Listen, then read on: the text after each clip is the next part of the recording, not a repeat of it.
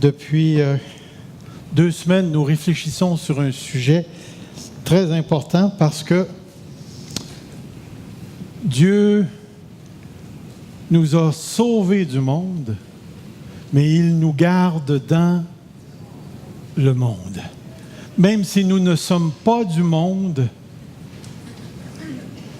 laissez-moi vous dire qu'il y en a certains de parmi nous qui ne sont pas du monde, notre expression québécoise, mais d'une manière définitive, nous sommes tous appelés à vivre Jésus-Christ dans un contexte tout à fait particulier qui est dans son essence, dans sa vision du monde, antichrist, c'est-à-dire contre Christ. Et nous, les enfants de Dieu, nous sommes la lumière du monde, nous sommes le sel de la terre. Et nous sommes appelés à être différents, non pas pour le plaisir d'être différents, mais pour la raison principale qui est celle-ci. Nous transportons en nous une semence qui s'appelle Jésus-Christ, le Dieu dans son Église, le Dieu en nous. Et parce que nous avons cette semence, nous sommes les porteurs du message de la vérité de la vie éternelle. Et comme chacun d'entre nous qui sommes réellement sauvés, avons entendu le message et avons répondu, généralement, il y a toujours un être humain qui est au départ de ce message. Et nous sommes ceux qui, pour le temps qui nous est accordé à vivre ici-bas sur la terre, nous sommes ceux qui doivent apporter l'Évangile à notre génération. Et c'est pourquoi nous devons vivre dans ce contexte, vivre parmi une société qui a réellement besoin d'entendre l'Évangile de Jésus-Christ. Réellement besoin d'entendre l'Évangile de Jésus-Christ. Et dans son grand plan, dans sa sagesse, Dieu a choisi que ça passe par nous. Il a choisi que nous participions et que nous devenions co-ouvriers avec Dieu. Alors, frères et sœurs, apprendre à vivre dans le contexte où on se trouve, c'est non seulement fondamental, c'est urgent. Nous transportons la lumière qui peut donner la vie à ceux qui sont dans la mort. Et laissez-moi vous dire qu'il y a beaucoup de gens qui essaient de souffler sur la chandelle pour éteindre la lumière. Mais nous devons, nous, en tant qu'enfants de Dieu, continuer. Et c'est pourquoi, ce matin, je vais faire un petit résumé de ce que nous avons vu ici. Première partie que nous avons vue, Dieu a mis en nous son amour. L'espérance ne trompe point parce que l'amour de Dieu est déversé dans nos cœurs par le Saint-Esprit. Quiconque est né de Dieu aime. Cet amour que nous avons pour Dieu fait partie des principes guides, ceux qui dirigent. Et vous vous rappelez la question « Que ferait Jésus à ma place ?» Mais vous pouvez également poser la question « L'amour que j'ai pour Dieu me permet-il de faire ceci ou cela ?» J'aime Dieu. La semaine passée, nous avons été introduits à ceci. Dieu a débuté une œuvre en nous qu'il finira, qu'il accomplira. Et sur cette base, la prière de l'apôtre Paul pour nous est que notre amour à nous soit un amour intelligent. Et vous vous rappelez, connaissance et vraie intelligence qu'on a vu la semaine passée, Dieu ne veut pas d'un amour stupide. Il veut d'un amour qui conduit au discernement de ce qui est fondamental, de ce qui est essentiel, les choses les meilleures. Et le but de ce discernement, c'est une conduite digne de Dieu et de son évangile. Durant notre temps sur la terre au milieu d'une génération perverse, comme nous avons vu. Aujourd'hui, nous allons nous introduire à quelque chose qui, selon moi, est un des grands principes de l'Évangile et qui vaut réellement la peine qu'on prenne le temps de l'assimiler. La vérité que nous allons toucher est directement et découle parfaitement de la personne même de Jésus-Christ. La Bible contient de ces passages qui ont quelque chose de particulier, qui transportent un enseignement très, très, très puissant ici. L'une des grandes choses pour apprendre à vivre dans le siècle présent, c'est d'adopter l'attitude de Jésus-Christ. Et la parole de Dieu, encore une fois, dans la lettre aux Philippiens, nous communique cette réalité ici. Dans Philippiens, chapitre 2, c'est écrit que votre attitude soit identique à celle de Jésus-Christ. Que votre attitude soit identique à celle de Jésus-Christ. Lorsque j'ai travaillé ce texte, naturellement, on travaille avec les langues originales. Regardez la manière dont c'est écrit dans la langue grecque où on retrouve ce texte. J'ai mis les mots pour mots en dessous. C'est écrit « Ceci pensez en vous, lequel aussi en Christ Jésus ». En français, entre vous et moi, ça communique un certain sens, mais pas vraiment ce qu'on veut dire. Ceci pensez en vous, lequel aussi en Christ Jésus. Et le mot « penser » qui est utilisé ici veut dire « framer », faire un gabarit, structurer ici. Ce qui était en Jésus-Christ, que ce soit dans votre manière de penser ici. Mais la grande question, c'est quoi ça, lequel? Qu'est-ce qui était en Jésus?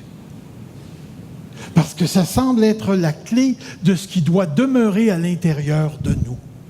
Et il semble que cette pensée est une des pensées clés que l'Église de Philippe avait besoin pour l'Évangile de Jésus-Christ. Alors, si on s'arrête pour réfléchir ici, on peut se poser la question, « T'es qui, toi? » Vous êtes-vous déjà retrouvé dans une situation semblable à la mienne, où à un certain moment donné, il y avait un gars qui m'expliquait comment le chrétien doit perdre le salut. Selon lui, il fallait que le salut se perde pour être capable de motiver le chrétien, pour qu'il reste dans la sainteté. Donc, je te fais peur et tu marches avec Dieu. Puis, le gars, il produisait des arguments. Puis, naturellement, il y avait un gars qui l'écoutait puis qui levait la main. Puis, ce gars-là, c'était moi. Puis à toutes les fois qu'il apportait un argument, puis moi, je levais la main, puis je disais, « T'as-tu vu cette affaire-là? T'as-tu pensé à ça? La virgule qui est là, tu l'as-tu regardé? Pourquoi il y a un point sur le « i » là? Pourquoi le mot est au... » Tu sais, puis j'arrêtais pas. Fait qu'à un moment donné, le gars, il est venu me voir, puis il dit, « T'es qui, toi? » Ben, j'ai dit, « Je m'appelle Serge Pinard. » Le gars, il a reculé un petit peu. Tout d'un coup, il m'a reconnu. Il savait qu'il parlait avec un étudiant de la Bible, parce qu'il m'avait déjà entendu et ainsi de suite. « T'es qui, toi? » C'est une super de bonne question. Super de bonne question. Dites-moi, vous avez une voiture qui vous poursuit, qui pèse sur le klaxon, clic, clic, clic, et là, vous vous arrêtez, puis le gars débarque de sa voiture, puis en plus de ça, il y a une grosse voiture, une Smart. Puis là, vous baissez la ville, puis le gars, il dit « T'allais trop vite », puis il sort un petit calepin, puis il commence à t'écrire un billet. Qu'est-ce qui te vient à la pensée? « Mais t'es qui, toi? » « Ben moi, je suis juste un citoyen. Ben ton billet, tu peux te le prendre, puis hein? » Puis là, tout d'un coup, il y a un char avec une cerise dessus qui arrête en arrière, qui vient demander « Qu'est-ce qui se passe ici? » Puis là, on explique que ce monsieur-là veut me donner un ticket parce que lui, selon lui, j'allais trop vite. Puis il ne se rend pas compte qu'il y a juste une Smart qui ne va pas vite. Puis je l'ai dépassé. Puis Pourquoi s'il y a une différence entre le gars qui veut me donner un ticket puis l'autre qui a le char avec la cerise? Pardon? L'autorité. Puis là, on pourrait développer le concept. Là, c'est le sergent qui arrive et qui parle au gars qui a la cerise. Puis après ça, ça s'est adonné que le capitaine du poste de police était là. Il a parlé au sergent du gars de la cerise. Puis tout d'un coup, imaginez-vous, en vous en allant, le ministre de la Justice arrive, il parle au capitaine du sergent du gars de la cerise. Puis finalement, notre premier ministre du Canada, Justin Trudeau, arrive, qui parle. Finalement, on a une fête, là. On a une fête libérale. Tout ça pour vous dire ceci. La parole de Dieu nous demande d'avoir quelque chose en nous qui ne vient pas du pasteur, qui ne vient pas d'une association d'église, qui ne vient pas d'un pape, mais qui vient directement de la personne de Jésus-Christ. Et là, vous êtes en présence du Roi des rois, du Seigneur des seigneurs. Pourquoi est-ce que je souligne? Parce que ce qui vient est tellement important. Parce que Jésus-Christ a fait quelque chose qu'aucun être créé dans l'univers ne peut faire. Jésus a porté un regard sur lui-même. Regardez bien ce que le texte dit. La personne de Jésus-Christ, c'est celui qui tient dans sa main l'âme de tout ce qui vit, l'esprit qui anime tout être humain.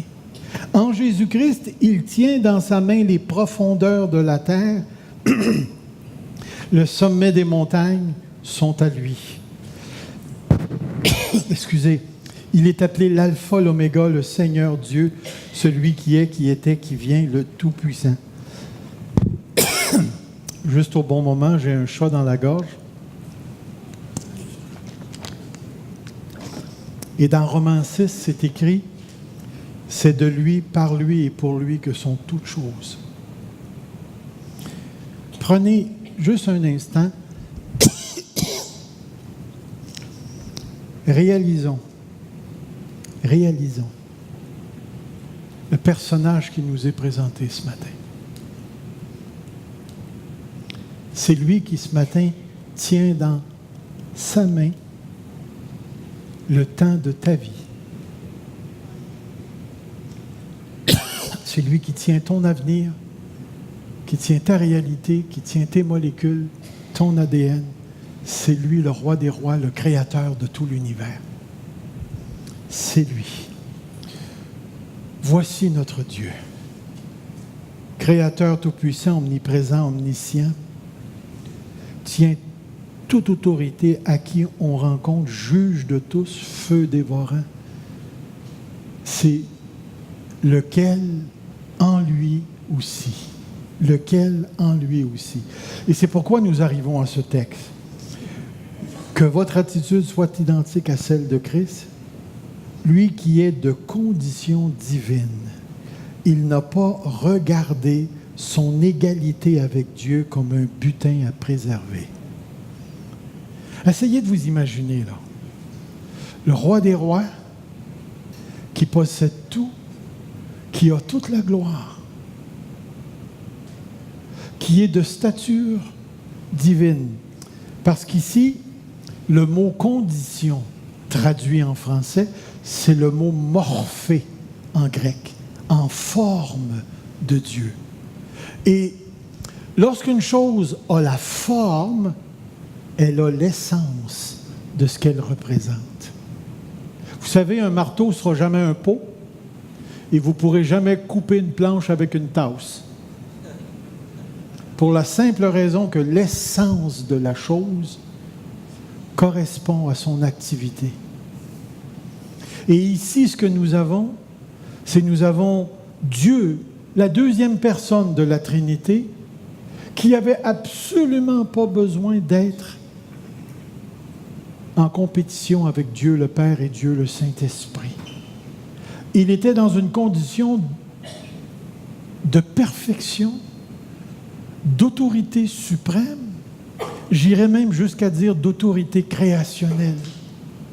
Et ce Dieu-là a fait quelque chose de tout à fait particulier. Et regardez bien le texte. Mais il s'est dépouillé lui-même. Il s'est dépouillé lui-même en prenant une condition de serviteur, en devenant semblable aux êtres humains. Un créateur qui devient créature.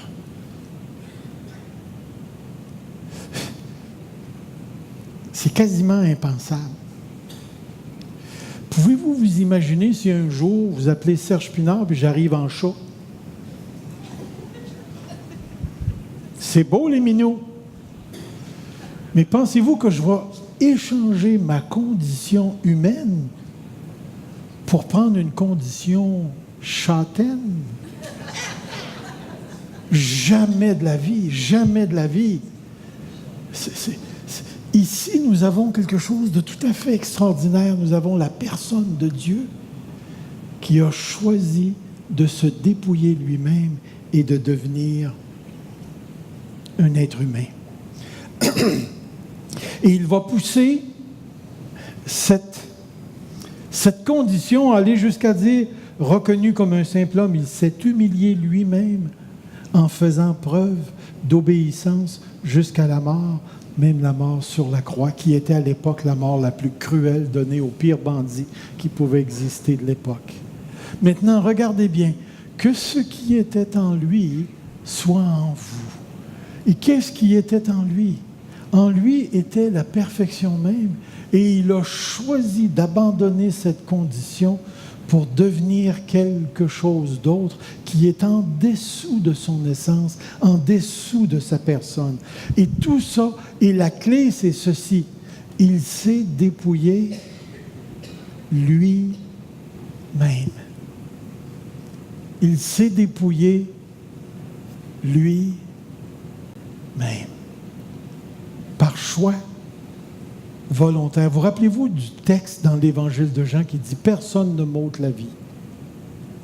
Je la donne de moi-même. » Notre Sauveur, notre Roi, notre grand Dieu, qui régnait au-dessus de toute la création,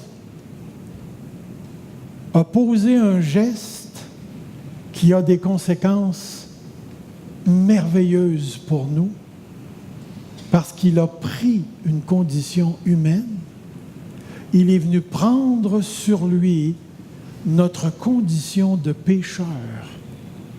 Et il est allé jusqu'à mourir sur la croix pour que nous soyons libérés de ce dont nous étions esclaves, le péché, afin que nous puissions recevoir le don de la vie éternelle. Et qu'aujourd'hui, vous puissiez dire avec moi, « Béni soit le nom du Seigneur Jésus, parce que à travers ce qu'il a fait, tu as reçu le Saint-Esprit à l'intérieur de toi, et maintenant tu es un enfant de Dieu, comme nous l'avons chanté, avec une certitude tellement profonde qui est au fond de ton cœur et qui ne partira plus, celle de savoir que Dieu mène tout à bonne fin pour toi. Celui qui a commencé en vous cette bonne œuvre la rendra parfaite pour le jour du Seigneur Jésus. Frères et sœurs, c'est à cause d'une humiliation volontaire, d'un dépouillement volontaire. Comprenez bien ce que je veux dire ici. Le mot dépouiller veut dire vider. Ou, s'il est utilisé en métaphore, ce qui veut dire ineffectif, qui n'a pas d'effet réel ou tangible. Jésus s'est dépouillé de quoi? Certains ont pensé qu'il s'était dépouillé de ses attributs. S'il se dépouille de ses attributs, il n'est plus Dieu. L'idée, c'est qu'il s'est dépouillé d'une condition dans laquelle il était pour prendre une autre condition, lequel existait en forme de Dieu. Et comme je vous disais, la forme exprime véritablement et pleinement l'être qui la sous-tend. Christ est pleinement Dieu. Il était l'égal de Dieu. C'est une autre manière de dire que Jésus-Christ était Dieu ici. Christ ne s'est pas dépouillé de sa divinité, le Christ ne s'est pas dépouillé de ses attributs. Ce qu'il a fait, c'est qu'il a laissé la condition de roi des rois, Seigneur des seigneurs, pour prendre notre condition ici. Je reviens encore avec cette idée. Manquez pas cette vérité-là ici, parce qu'on s'en va quelque part avec ça ici. Il s'est dépouillé, s'est humilié, mais il a lui-même choisi de le faire. Savez-vous à quel point c'est difficile de s'humilier soi-même? Avez-vous déjà essayé ça? De vous humilier devant une autre personne qui est votre égal. De vous humilier dans une situation où vous n'êtes pas coupable, mais vous prenez le blanc. Vous retrouvez dans une situation d'injustice et au lieu de crier à la justice, vous vous humiliez pour supporter l'injustice qui vous a été faite. Avez-vous déjà vécu une humiliation et l'avez choisi vous-même? Moi, j'ai eu plusieurs noms. On m'a baptisé de plusieurs noms, dont le baveux. Il y en a qui ont risqué, ils m'ont appelé Gros Tas. Quand j'étais plus jeune, on m'appelait Peanut Salé. Celle-là, je ne l'ai jamais compris. Probablement parce que mon père avait une tabagie, puis il vendait toutes sortes de choses, puis il vendait des sacs de peanuts salés, je ne sais pas pourquoi. Ah, je me suis fait traiter de gros rat. C'est tous des noms qu'on m'a donnés. Savez-vous pourquoi? Parce que j'étais le type de gars qui ne pliait pas.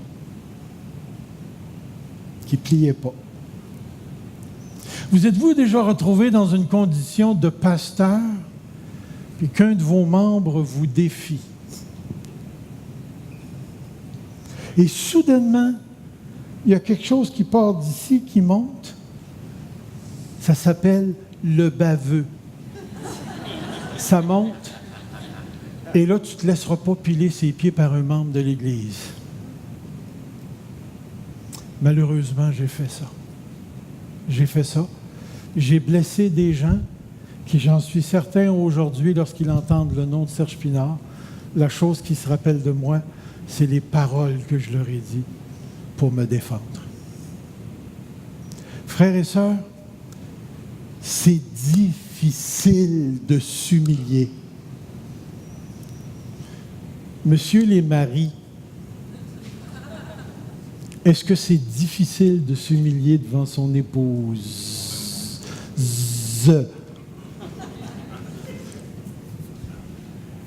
On pourrait dire la même chose pour vous, mesdames. Vous savez, penser lequel était aussi en lui, je me rends compte que c'est une des clés fondamentales. Si j'étais plus vieux, puis que j'avais plus de cheveux, puis que finalement je pouvais passer pour un grand sage, puis qu'on me demandait la question, si tu avais un seul conseil à donner aux jeunes chrétiens, qu'est-ce que tu donnerais comme conseil?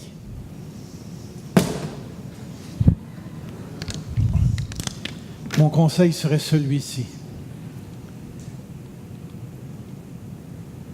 La soumission volontaire. La soumission volontaire, choisie. J'ai appris avec le temps, puis je l'ai appris juste un petit peu, parce que j'en ai encore gros à apprendre. J'ai appris que la soumission volontaire, ouvrez des portes auprès de Dieu, car Dieu résiste aux orgueilleux, mais il fait grâce aux humbles. Et vous remarquez les grands personnages bibliques, là. Être soumis volontairement, là, c'est pas être une momoune, parce que ça prend tout un caractère et tout un tonus spirituel intérieur pour être capable de se soumettre volontairement à ce que Dieu nous impose, de bon et de moins bon.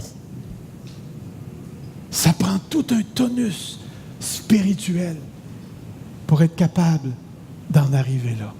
Et c'est pourquoi l'exhortation prend toute sa force, parce que l'essence de cette exhortation-là se trouve dans un être qui a carrément fait quelque chose qui était au-delà de sa nature. C'est-à-dire qu'en tant que Dieu, il a pris une condition humaine. Puis entre vous et moi, laissez-moi vous dire que j'aimerais mieux, dans plusieurs circonstances, être un ange qu'un humain. Mais il a pris cette condition humaine et il n'a offert aucune résistance. Et il s'est rendu, c'est marqué, il s'est rendu serviteur. Il a pris la forme d'un serviteur et d'un serviteur jusqu'à la mort de la croix. Rappelez-vous du c'est le jardin de Gethsémani où Jésus-Christ a demandé à son Père, tellement c'était horrible, d'éloigner cette coupe de lui. Mais il n'a offert aucune résistance. Il est allé à la croix. Et à plusieurs reprises dans son cheminement vers la croix, Jésus-Christ aurait pu, au bout d'un claquement de doigts, réclamer des anges, une armée. Il aurait pu même ordonner à des créatures de se décréaturer, cesser d'exister. Jésus-Christ aurait pu, mais il a choisi. Et lorsque j'ai lu ce texte, j'ai compris qu'une des clés profondes de la vie spirituelle, c'est la soumission volontaire. Vous allez voir, même cette semaine, quelques-uns d'entre vous vont expérimenter cette résistance qu'on a à l'intérieur de nous à l'égard d'une autorité, d'une situation qui voudrait nous imposer quelque chose ici. En se soumettant volontairement, ça ne veut pas dire qu'on accepte n'importe quoi. Non, loin de là. Parce que la soumission volontaire ici, elle est envers Dieu, envers sa personne, envers sa personne. Cet exemple devient le stimulus pour notre vérité fondamentale de ce matin, et c'est ça qu'on veut voir ici. Là, je l'écris en petit, c'est par exprès. Êtes-vous capable de voir le gros mot? Le gros mot, c'est? Alors, vous l'avez bien vu. C'est ce mot-là que je veux que vous reteniez. Je vais vous lire le reste. Moi aussi, je vais me coller sur le tableau. Mais c'est dépouillé lui-même en prenant une forme de serviteur, en devenant semblable aux hommes, ayant paru comme un simple homme. Il s'est dépouillé lui-même en se rendant obéissant jusqu'à la mort, même jusqu'à la mort de la croix. C'est pourquoi aussi Dieu l'a souverainement élevé et lui a donné le nom au-dessus de tout nom, afin qu'au nom de Jésus, tout genou fléchisse dans les cieux et sur la terre et sous la terre, et que toute langue confesse que Jésus-Christ est Seigneur à la gloire de Dieu le Père. Ainsi, écoutez bien ce qui suit. Mes bien-aimés, comme vous avez toujours obéi, travaillez à votre salut avec crainte et tremblement, non seulement comme en ma présence, mais bien plus encore maintenant que je suis absent. Et là, j'aurais dû mettre le car en gros caractère, car c'est Dieu qui produit en vous le vouloir et le faire selon son bon plaisir. Remarquez bien ce qu'il est en train de dire ici. Il est en train de nous donner l'exemple de Jésus-Christ Et comment Jésus-Christ, avec toute l'autorité et tous les droits de Dieu, s'est humilié lui-même pour prendre la forme d'un serviteur. Et là, il dit, parce qu'il a fait ça, Dieu l'a élevé. Et c'est parce que Dieu l'a élevé qu'aujourd'hui nous sommes sauvés. Alors lui, il va arriver avec une conclusion. Ainsi, mes frères et mes sœurs bien-aimés, travaillez à votre salut. Et c'est la clé. L'humiliation volontaire est directement rattachée à l'opération du salut. Le texte est écrit plus gros. Travaillez à votre salut avec crainte et tremblement, car c'est Dieu qui produit en vous le vouloir et le faire selon son bon plaisir. C'est un texte, comment je dirais ça, d'une saveur spirituelle extraordinaire, parce qu'il contient une de ces vérités qui est importante ici. Il y a un point de contact entre le dépouillement volontaire de Jésus-Christ et ma capacité de mettre en œuvre mon salut.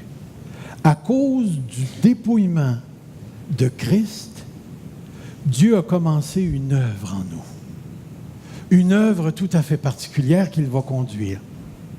Et cette œuvre, frères et sœurs, étonnamment, est rattachée au fait que Dieu produit en nous le vouloir et le faire.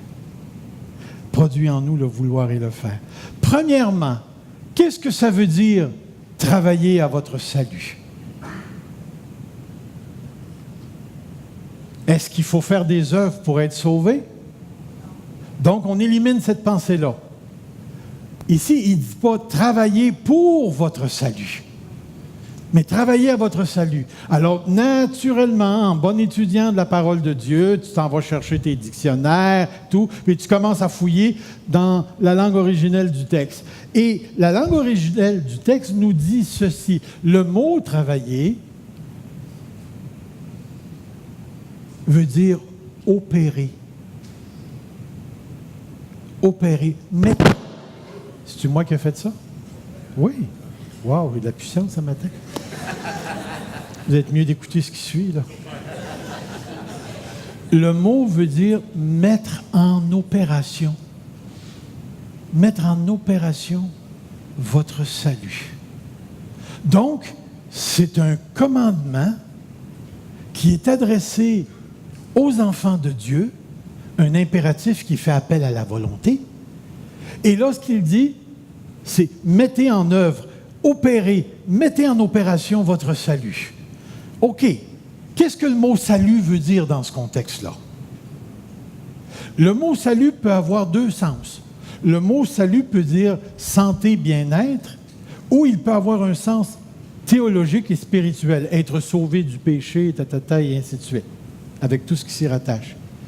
Les deux sens font du sens. Parce que quand tu lis le contexte, il y avait un problème dans l'église de Philippe.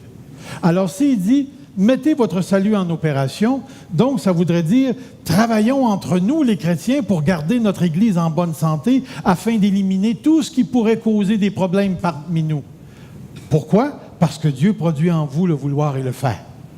Donc, ça serait un commandement qui serait une affaire d'église.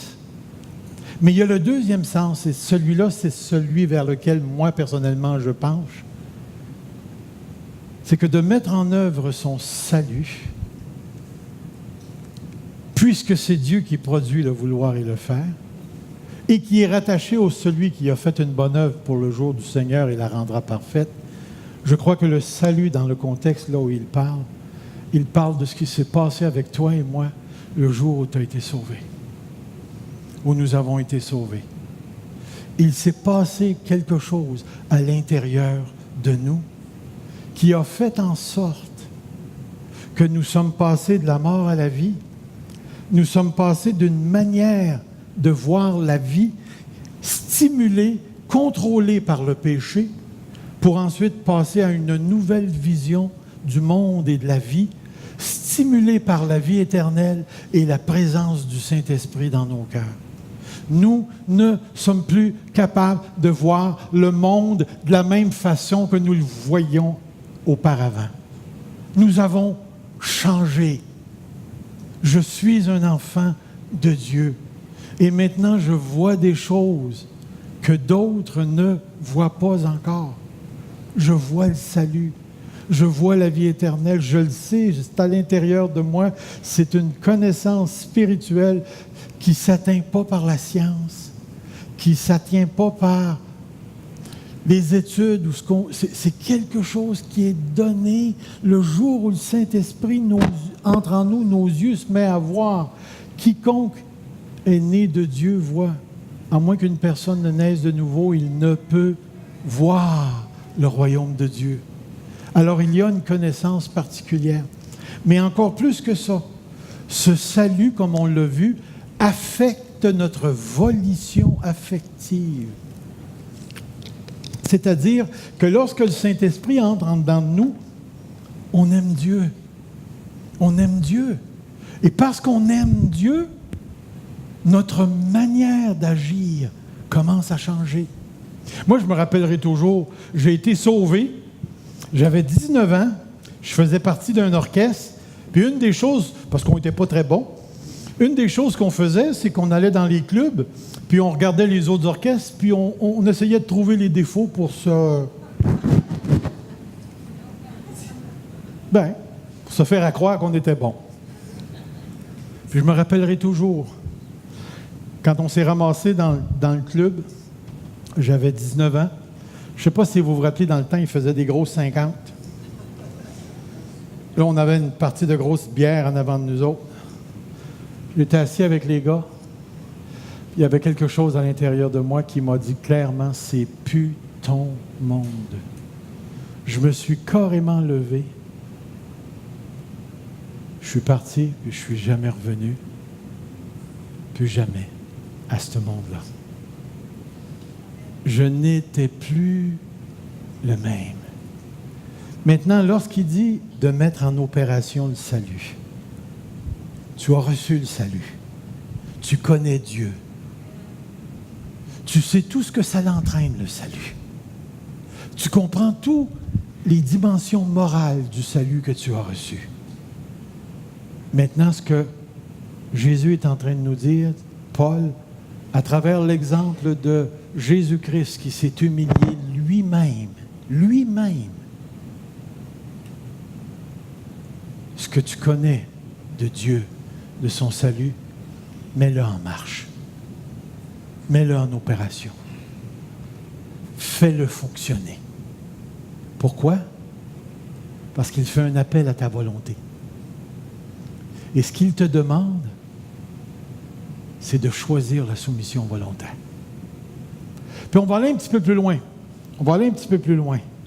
Le verset dit aussi, « Car Dieu produit en vous le vouloir et le faire. » Manquez pas le punch de ce verset-là. Le mot « car », au début du verset, nous donne ce qui est fondamental ici. Pourquoi travailler à votre salut? Car, parce que Dieu fait quelque chose en vous. Et ce qui est intéressant, c'est que Dieu produit en vous le vouloir et le faire. Le verbe produire est au présent. Vous savez ce que ça veut dire, un verbe au présent? Ça veut dire que ça continue tout le temps. Présentement, aujourd'hui, ce matin, là où tu es assis, Dieu est en train de produire en toi le vouloir et le faire. Puis c'est pas toi qui le fais. Dis-moi, tu veux-tu être ici un matin? Et tabarouette! On va prier, OK? Entre toi puis moi, là. Hein? Tu veux-tu faire la volonté de Dieu? Non, réponds. Tu veux-tu faire la volonté de Dieu? Si tu veux, c'est parce que présentement, Dieu fait quelque chose en toi. Il produit présentement, au-delà de ta conscience même, il produit le vouloir et le faire. Puis je vais aller même un petit peu plus loin que ça. C'est que le verbe, dans son essence, c'est un verbe d'efficacité. C'est-à-dire que Dieu, il ne fait pas juste produire continuellement, c'est qu'il produit efficacement. Puis qu'est-ce qu'il produit? Il produit une volonté, un vouloir qui n'est pas juste un désir, mais c'est vraiment quelque chose de ferme à l'intérieur de nous. Il produit quelque chose qu'on veut réellement. Alors, ça veut dire qu'il y a quelque chose qui sous-tend à ma volonté et il y a un Dieu qui est là, qui est présent et qui fait en sorte que je ne quitte pas la foi et que je démontre mon salut. Et ce Dieu-là travaille de telle manière, continuellement, efficacement, et c'est ce qui nous rend capables, te rend capable de mettre en œuvre ton salut. Tu peux opérer le salut que Dieu t'a donné, marcher à l'intérieur de cette nouvelle vision du monde, de ce nouveau cadre, parce que présentement, en ce moment, Dieu fait quelque chose pour toi. Il produit en toi le vouloir et le faire. Et la Bible va plus loin que ça. Selon son bon plaisir. Selon son bon plaisir. Et allez pas penser que Dieu est capricieux. Parce qu'à toutes les fois que ça nous parle du bon plaisir de Dieu, ce sont les projets que Dieu s'est donné de réaliser. Celui qui a commencé en vous cette bonne œuvre la rendra parfaite. Dieu produit en vous le vouloir et le faire, donc tu peux opérer, mettre en œuvre ton salut. Frères et sœurs, il y a toute, si je peux utiliser l'expression, une machine spirituelle qui travaille dans ton cœur présentement. Et si tu as des problèmes particuliers, des problèmes moraux, pose-toi la question, est-ce que je me soumets volontairement? Est-ce que je me soumets volontairement à Dieu? Je vais vous dire pourquoi c'est important ici. Pour nous les hommes, la sexualité, c'est quelque chose de présent. Et je choisis cet exemple-là parce que c'est tellement courant dans notre société. Tellement courant dans notre société. Je ne crois pas qu'il existe un seul homme qui n'a pas été tenté par la pornographie. Puis j'ai appris par la suite qu'il y a énormément de femmes aussi qui ont des problèmes avec la pornographie. Lorsqu'une personne a, je ne sais pas comment est-ce qu'on appelle ça, une addiction, c'est-tu comme ça? Une dépendance. Une dépendance, là, ça a le pouvoir à l'intérieur de nous de s'emparer de notre volonté et de faire en sorte de nous emmener à nous soumettre à son assouvisme. À son assouvisme. Ça marche avec la porno, puis ça marche avec les chips.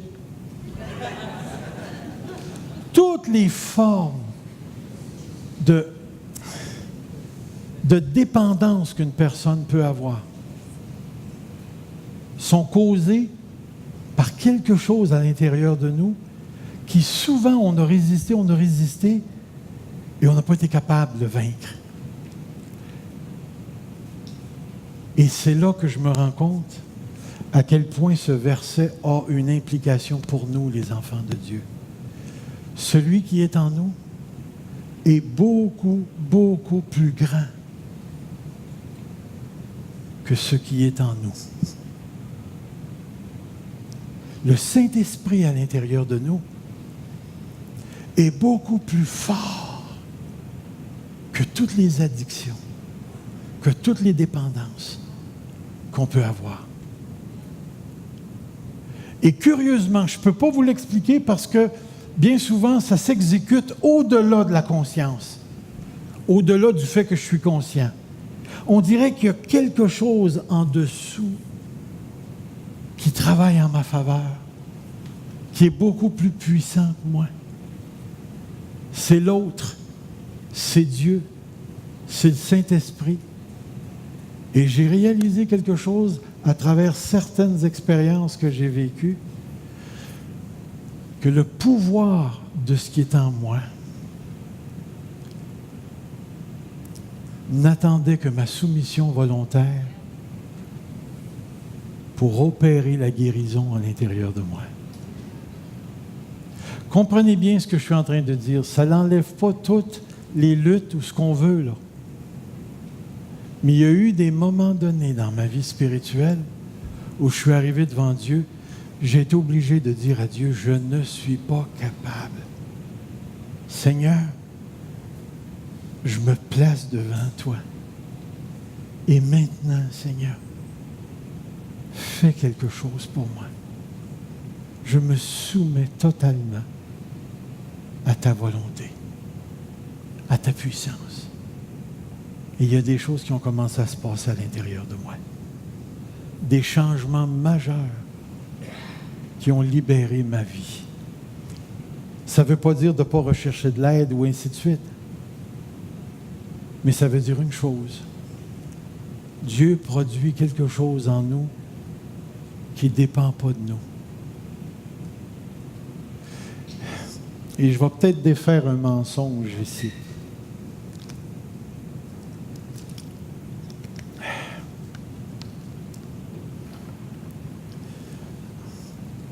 Ça ne prend pas toujours le vouloir pour être délivré. Parce que le travail de Dieu, c'est une œuvre de grâce. Mais j'ai appris avec le temps que Dieu va toujours, même si c'est une œuvre de grâce, finir par toucher le vouloir pour nous emmener à reconnaître son travail. Frères et sœurs, pour être capable de vivre dans une société où on se trouve présentement, aujourd'hui, nous avons besoin de cultiver en nous ce qui était en Christ. Et c'est la soumission volontaire, ce dépouillement volontaire, tout en sachant que Dieu m'a rendu capable d'opérer ce qu'il m'a donné dans mes relations avec les gens autour de moi et de saisir par la foi que mon Dieu ne me laisse pas seul, qu'il produit en moi le vouloir et le faire spirituel pour que je sois capable de participer au projet du bon plaisir de sa volonté. Frères et sœurs, nous avons une clé ce matin. Nous avons une clé. Que ce qui est en Jésus-Christ soit en vous. Comme il le dit, pensez ce qui était en lui. Pensez ce qui était en lui. Et qu'est-ce qui était en lui? C'est cette soumission volontaire. Quand tu te retrouveras tout à l'heure dans une circonstance difficile, ou quand tu te retrouveras devant quelque chose qui te paraît incontournable, trop grand pour toi, et il va en avoir, et il y en a présentement, se soumettre volontairement à un Dieu 3 fois saint qui tient dans sa main l'univers, qui tient dans sa main ma vie, c'est la meilleure chose qu'un enfant de Dieu puisse faire.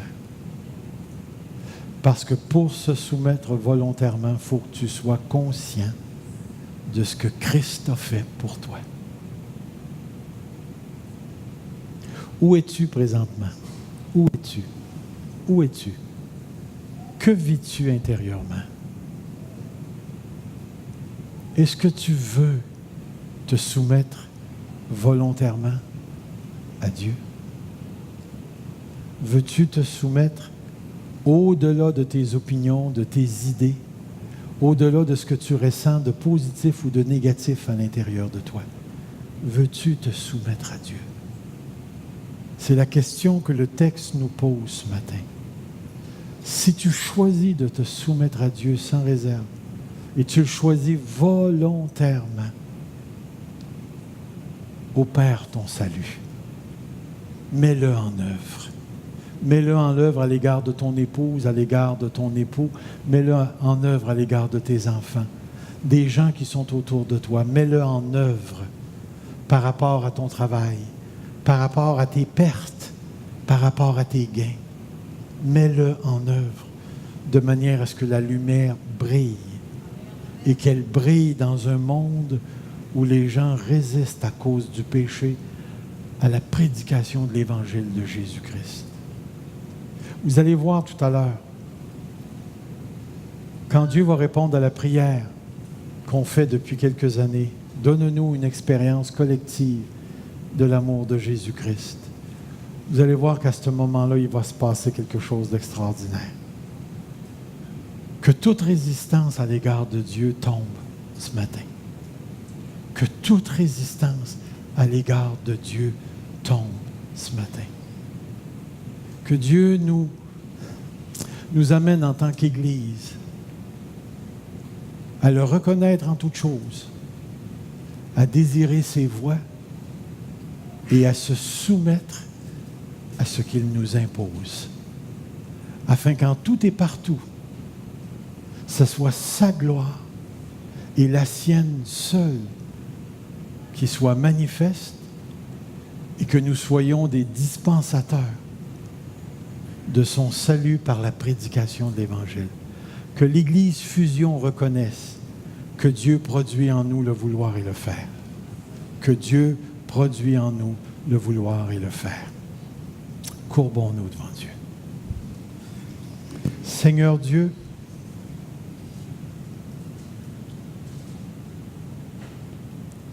tu connais les cœurs de chaque personne qui sont ici ce matin. Et tu connais nos résistances à travers nos attitudes, à travers nos gestes, nos paroles. Tu sais là où on est rendu, Seigneur.